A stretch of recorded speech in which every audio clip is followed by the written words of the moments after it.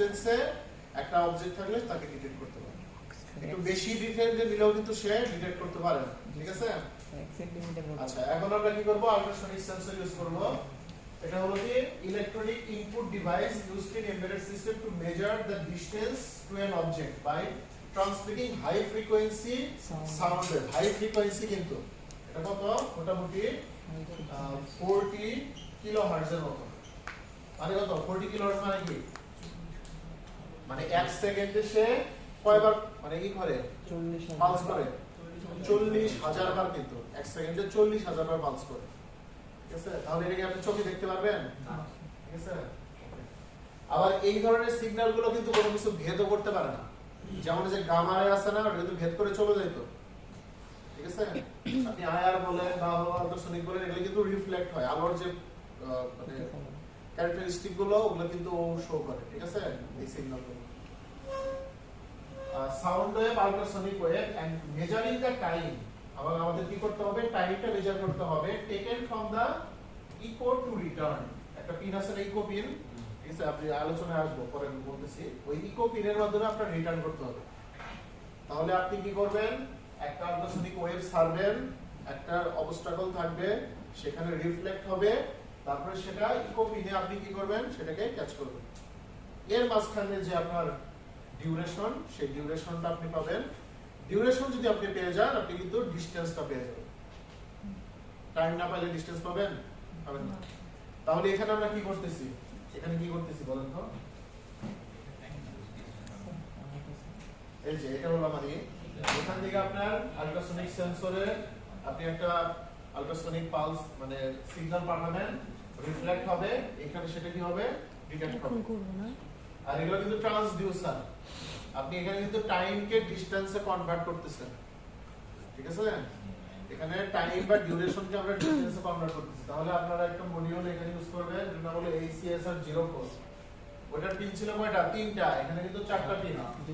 একটা হলো VCC 5 ভোল্টের, একটা হলো ট্রিগার পিন, যে হলো 10 মাইক্রোসেকেন্ডের একটা ট্রিগার তৈরি করবে। ট্রিগারটা তৈরি করবে মূলত আপনার কিসে? ওই যে আরডুইনো 10 মাইক্রোসেকেন্ডে একটা ট্রিগার তৈরি করবে। এই আরডুইনো এই 10 মাইক্রোসেকেন্ডের ট্রিগার তৈরি করার পরে সে এই সেন্সরটাকে বলবে যে এখন তোমার কি করতে হবে? 40 কিলোহার্টজের একটা আল্ট্রাসনিক ওয়েভ তৈরি করতে হবে। সে 40 কিলোহার্টজের আল্ট্রাসনিক ওয়েভ তৈরি করবে।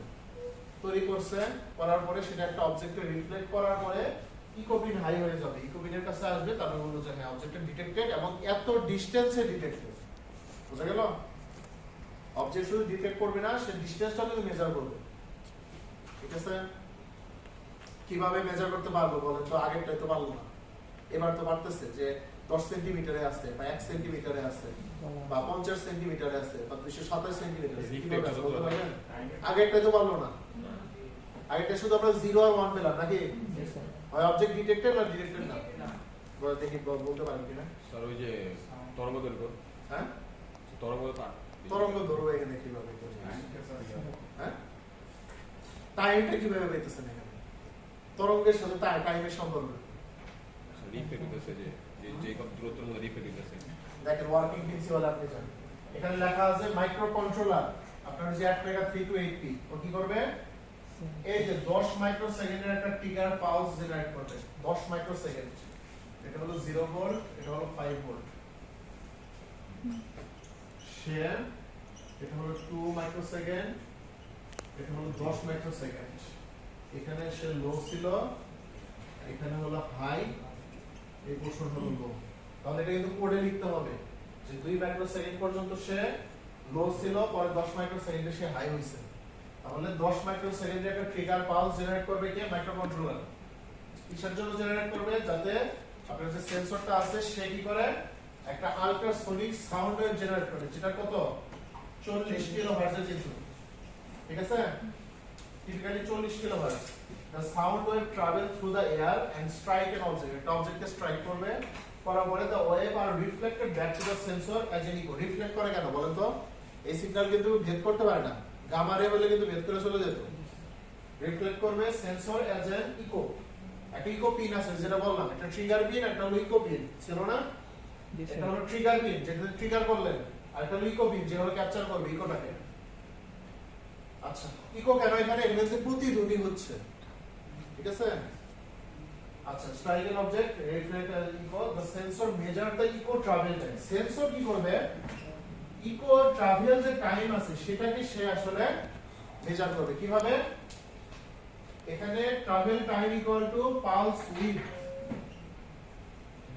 অর্থাৎ আপনার যে পালস জেনারেট করছিলাম ওই পালসের উইথ যেটা সেটা হবে আপনার ইকো ট্রাভেল টাইম এগুলো সাধারণত সেন্টিমিটারে হয় ঠিক আছে যেমন 1166 না সেন্টিমিটার না মাইক্রোসেকেন্ড হয় 1166 মাইক্রোসেকেন্ড ঠিক আছে তাহলে এখানে যত ধরনের ইউনিট সব দেখবেন সেন্টিমিটার না হলে মাইক্রোসেকেন্ড বা মিলি সেকেন্ড এখানে কিন্তু মিটার বা সেকেন্ড বলতে কিছু না এগুলা খুব দ্রুত সময়ে এবং অল্প ডিসটেন্সে আসলে মেজারমেন্ট ঠিক আছে তাহলে এখানে কিন্তু টাইম কিভাবে পাচ্ছি ওই পালসের যে উইথ এই পালসের যে উইথ এই উইথটা মনে করেন আপনার পাইছে 1166 মাইক্রোসেকেন্ড ঠিক আছে একটা পালস আছে সেই পালসের উইথটা হলো 1166 মাইক্রোসেকেন্ড এই উইথটাই হলো আপনার ট্রাভেল টাইম ঠিক আছে তাহলে আপনি একটা ডিসটেন্সকে টাইমে কনভার্ট করছেন ওই টাইমকে কিন্তু আবার ডিসটেন্সে কনভার্ট করবেন কিভাবে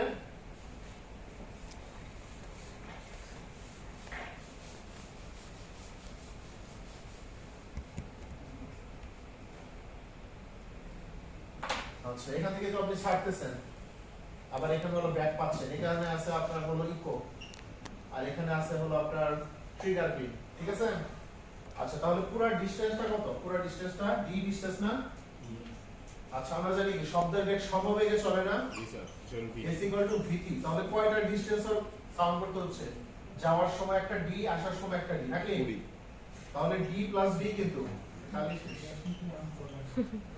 দেখা যায় না স্যার 2d = হলো vt আমার বের করতে হবে কি এই যে dটা d = t into v/2 আর v এর মানটা কত v এর মান 343 মিটার পার সেকেন্ড কিন্তু আমরা জানি না শব্দের বেগ আচ্ছা এটাকে সেন্টিমিটার পার সেকেন্ডে যদি কনভার্ট করেন তাহলে 0.0343 সেন্টিমিটার পার মাইক্রোসেকেন্ড এরকম হবে কারণ 1 মিটার সমান কত সেন্টিমিটার 100 সেন্টিমিটার আর 1 সেকেন্ড সমান 10⁶ মাইক্রোসেকেন্ড যদি কনভার্ট করেন এটা হবে তাহলে আপনি ভিটা কিন্তু পেয়ে গেলেন আর টিটা কত থেকে পাবেন টিটা কিন্তু ওই যে পালসের উইথ 1166 যে পালসটা ছিল ওই পালসের যে উইথ সেটাই কিন্তু আপনার টি ঠিক আছে এটা কি পালসের উইথটা হলো ধরেন 1166 মাইক্রোসেকেন্ড আপনি পাইলেন এখানে মাইক্রোসেকেন্ড পাচ্ছেন আর এখানে আপনি কি সেন্টিমিটার পার মাইক্রোসেকেন্ড পাচ্ছেন দুটো গুণ করলে ডিসটেন্সটা আপনি সেন্টিমিটার একটা মেজারমেন্ট পাবেন ঠিক আছে হতে পারে 22 সেন্টিমিটার 50 সেন্টিমিটার বুঝা গেল তাহলে দেখেন এখানে কি কনভার্সন করতেছেন আপনি টাইমকে কিন্তু ডিসটেন্সে কনভার্ট করতেছেন তাই না আপনি ইনপুট হিসেবে টাইম পাচ্ছেন আর আউটপুটে আপনি কিন্তু ডিসটেন্সটা পাচ্ছেন বুঝতে পারছেন তো যদি না বলে থাকে বলতে পারেন টাইম এরিয়াটা কি ফিক্সড 1100 টাইম তো ফিক্স না আমার হলো ডিটা ফিক্স এটা ফিক্সড ঠিক আছে টাইমটা আপনার ডিফার করবে তো আপনি যখন হাত দূরে সরাচ্ছেন তখন পালসের উইথটা একরকম হবে আবার যখন কাছে নিচ্ছেন তখন পালসের উইথটা আরেক রকম হবে পালসের উইথ কম বেশি টাইম কম বেশি টাইম যদি কম বেশি হয় ডিসটেন্সটা কম বেশি হবে কারণ এটা তো ডাইরেক্টলি প্রপোর্শনাল না ডি প্রপোর্শনাল টু টি অর্থাৎ টি যদি আপনার আসলে এখানে কি হয় বাড়ে ডিটাও কিন্তু বাড়বে ঠিক আছে